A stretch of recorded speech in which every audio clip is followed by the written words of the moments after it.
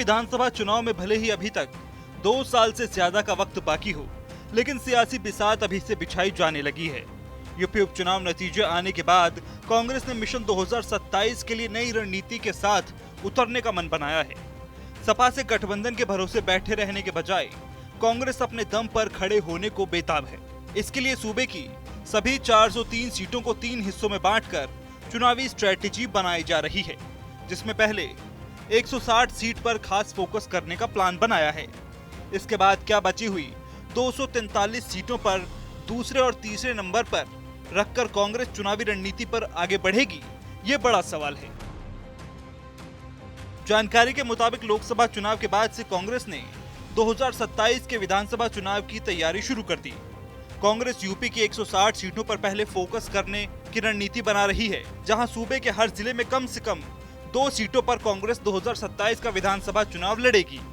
इस संबंध में यूपी के 13 जिलों में बैठकें हो चुकी हैं। देवी पाटन मंडल से जिला स्तर पर बैठकों का दौर फिर से शुरू कर विधानसभा सीटों का चयन किया जा रहा है। उत्तर प्रदेश में कांग्रेस का मुख्य फोकस दलित, ओबीसी और मुस्लिम बहुल विधानसभा सीटों पर चुनाव लड़ने का है।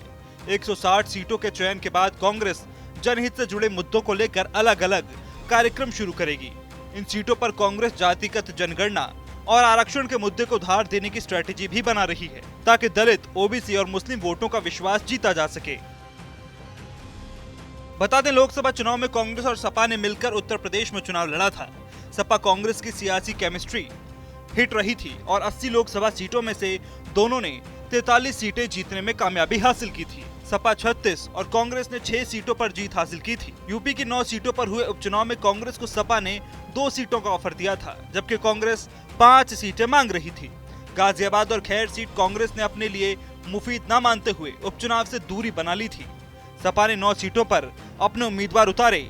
उपचुनाव में सपा के मंच पर कांग्रेस के दिग्गज नेता भी नजर नहीं आए थे। वहीं उपचुनाव की 9 में से 7 सीटें बीजेपी गठबंधन, तो सपा ने 2 सीटें जीती। सपा को 2 सीटों का नुकसान उठाना पड़ा।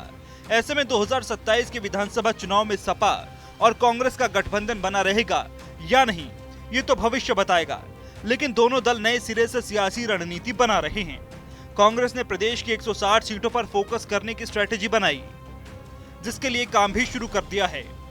कांग्रेस इस बात को जानती है कि अगर विधानसभा चुनाव की तैयारी अभी से शुरू नहीं करेंगी, तो फिर 2024 के लोकसभा चुनाव की तरह ही सपा की शर्तों पर गठबंधन करना होगा।